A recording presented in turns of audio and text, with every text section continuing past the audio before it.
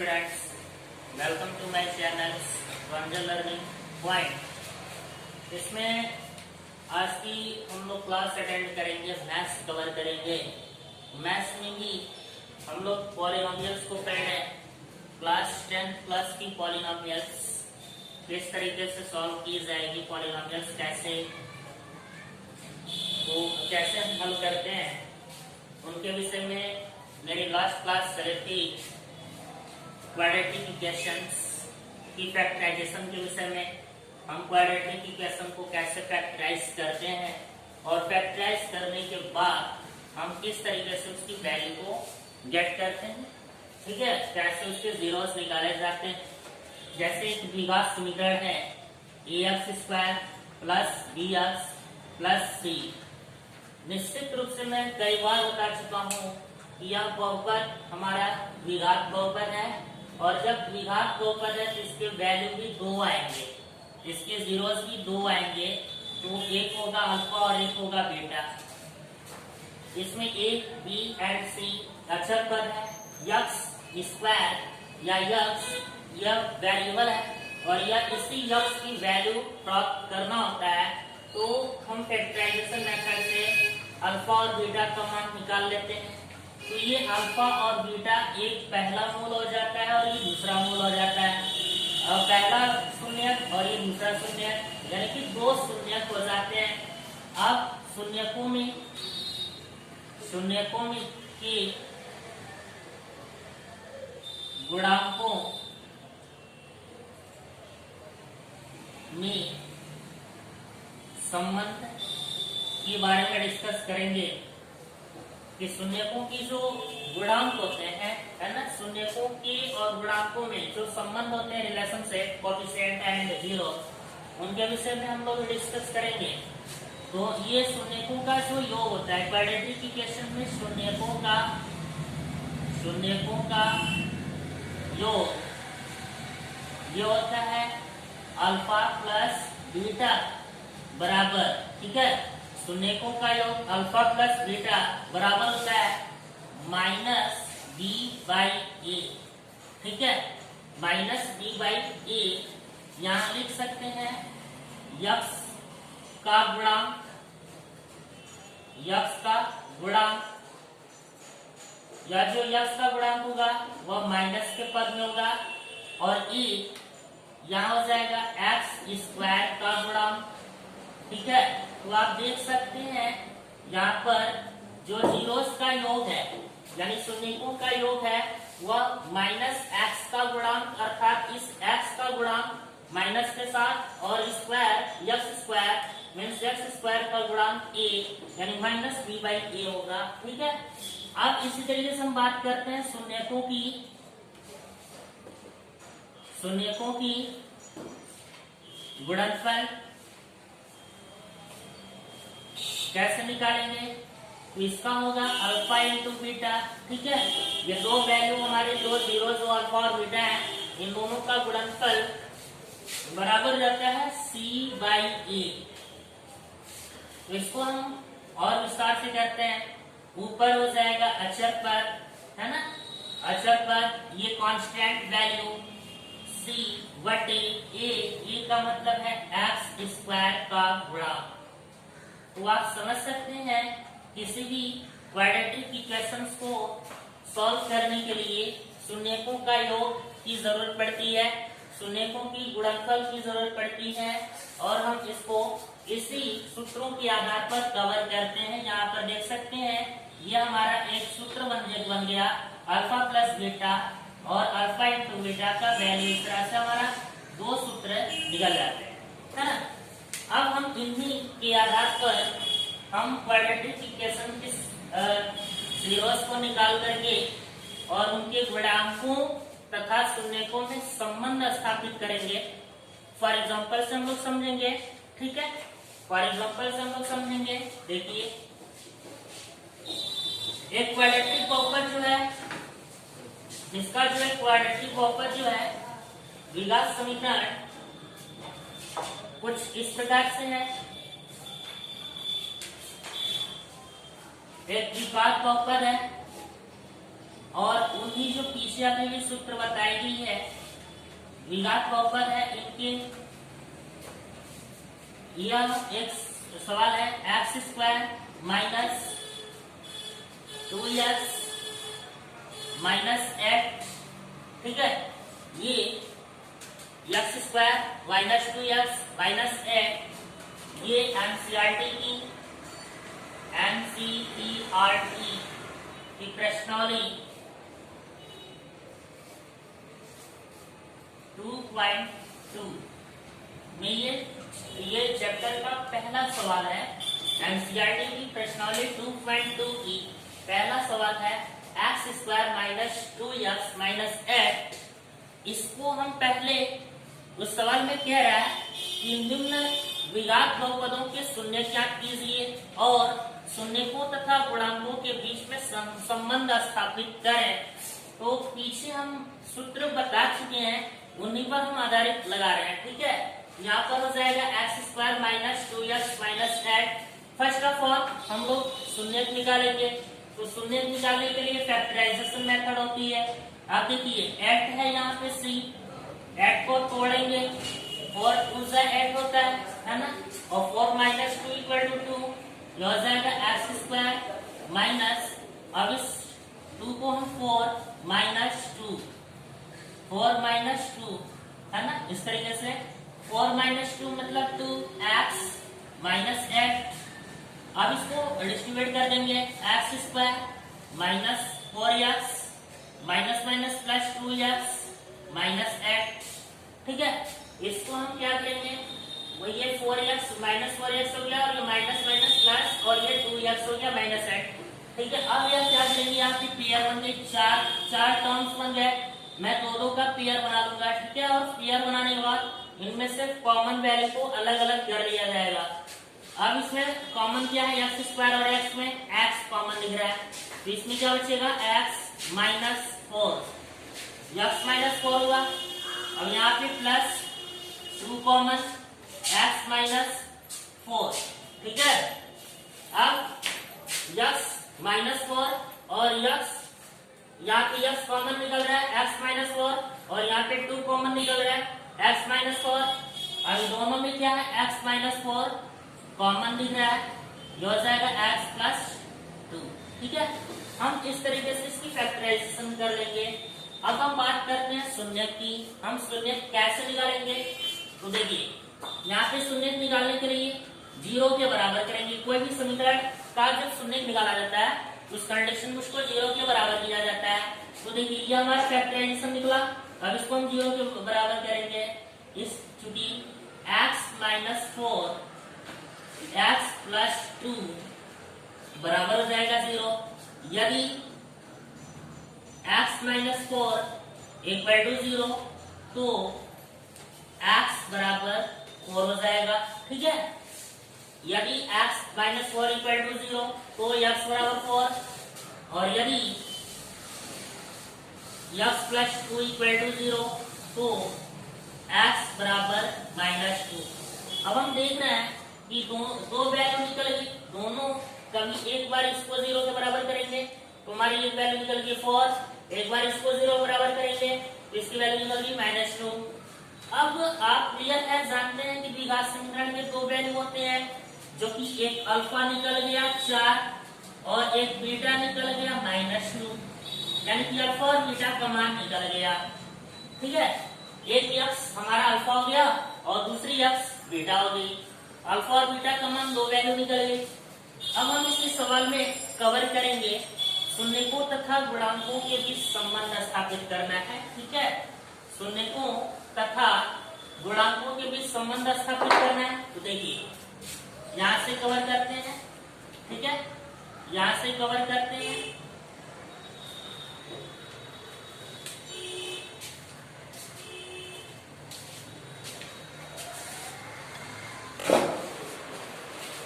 यहाँ पे अल्फा और बीटा का मान निकल रहा है, alpha equal to 4, alpha equal to minus, beta equal to minus 2, ये दो वैल्यू निकल गई।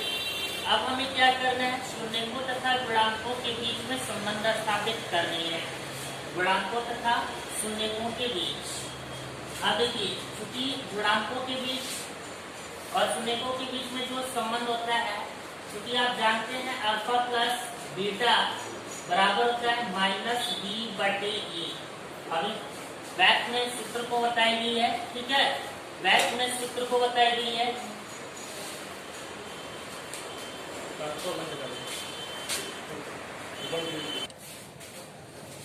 इसमें अल्फा का मान 4, बीटा का मान -2 है, दो वैल्यू निकल गई। अब इन दोनों वैल्यू को लेकर के हमें जीरोस और क्या बोलते हैं शून्य, जीरोस और गुणांकों के बीच में संबंध स्थापित करना है।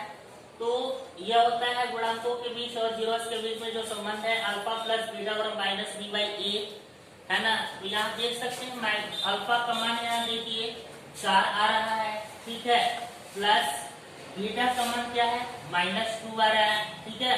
और यहाँ पर देखिए यहाँ पे अल्फा प्लस बीटा, मैंने अल्फा प्लस बीटा को जोड़ दिया तो ये आ रहा है हमारा क्या 4 में से 2 जाएगा, ये हो जाएगा 2, ठीक है। और यहाँ पर देखिए माइनस बी का मान सूत्र से ये माइनस और बी का मान यहाँ पे -2 अपान ए का मान क्या है 1, यहाँ पर देखिए माइनस माइनस प्लस 2 अपान 1 अर्थात ये हो जाएगा 2 बराबर 2। यहाँ पर देखिए ये गुणांकों के बीच में संबंध है अल्फा प्लस बीटा बराबर माइनस बी बाई ए, तो माइनस बी बाई ए का भी मान क्या आ रहा है 2 आ रहा है। और फिर जब हम यहीं पे हम डायरेक्टली अल्फा प्लस बीटा को जोड़ दे रहे हैं, डायरेक्ट अल्फा प्लस बीटा को अगर आपस में जोड़ दे रहे हैं तो फाइनल 4 प्लस -2 आ रहा है, अर्थात इसका भी रिजल्ट 2 आ रहा है। तो जोड़ने पर इसको डायरेक्ट वैल्यू को लेकर के जोड़ने पर 2 आ रहा है और इसके सूत्र भी मान रखा जा रहा है तो वैल्यू 2 आ रहा है, इसलिए संबंध स्थापित हुआ, सत्यापित हुआ। दूसरी चीज हम इसी प्रकार हम अल्फा इंटू बीटा को लेंगे, अल्फा इंटू बीटा को लेंगे तो अल्फा इंटू बीटा बराबर होता है सी बाई ए। तो अल्फा इंटू बीटा, अल्फा का मान क्या है इसका 4 इंटू बीटा का मान क्या है -2, ये हो जाएगा। सी का मान यहाँ क्या है -8 और ए का मान क्या है इधर 1। तो इस कंडीशन में यहाँ पे हो जाएगा -8 इक्वल हो जाएगा -8। इधर देखिए आप दोनों इक्वल्स हो गए, जिस तरह से 2 बराबर 2 हो गया उसी तरह से -8 इक्वल टू -8 हो गया, दोनों बराबर हो गए। इस कंडीशन में अगर हम देखें अल्फा इंटू बीटा का भी मान क्या आ रहा है -8 आ रहा है और इसके जो संबंध होते हैं डायरेक्ट उसको भी हल कर रहे हैं तो -8 आ रहा है। इस कंडीशन में अगर हम देखें तो जीरोस और शून्यकों में ये संबंध स्थापित होती है, ठीक है। तो इसी प्रकार से हम किसी भी प्रकार की जो द्विघात समीकरण होती है, द्विघात बहुपद होते हैं, इन्हीं तरीकों के माध्यम से इसको हम हल कर सकते हैं, ठीक है। बाकी और भी सवाल हैं, जैसे बस इसके जो होते हैं ए बी एंड सी ये बदल जाएंगे, सिंपल। इसकी नेक्स्ट सवाल जो है, नेक्स्ट सवाल पर हल्का सा चर्चा कर रहा है 4s², यहाँ पर देख सकते हैं 4s² माइनस 4s फिर +1 है, ये देखिए एक बहुपद है और इस बहुपद को भी यहाँ पर देखिए 4s² माइनस 4s +1 है। अब इस बहुपद को भी ठीक इसी तरह से रखेंगे, फिर फैक्टराइज करेंगे, फैक्टराइज करने के बाद जो वैल्यू आएगी 0 के बराबर करेंगे, यहाँ से 2 वैल्यू निकाल लेंगे, इसको लेकर के इसमें x की वैल्यू निकाली जा रही थी, इसमें यश की वैल्यू निकाली जाएगी, ठीक है। इसमें यश की वैल्यू निकाली जाएगी, ऑलरेडी इसमें x की वैल्यू निकल रही थी, है ना। और फिर वही काम करेंगे, इसका जो अल्फा और बीटा निकल जाएगा, इन गुणांकों में इसी प्रकार से संबंध स्थापित कर देंगे। तो फिर बाकी के जितने भी सवाल इस प्रश्नावली में दिए गए हैं मैक्सिमम सवाल इसी आधारित पे लगने वाली है ना। दूसरी सवाल है हमारा, एक द्विघात बहुपद याद कीजिए जिसके शून्य के योग 1/4, शून्यक का योग 1/4 और शून्यकों का गुणनफल -1 दिया हुआ है ना।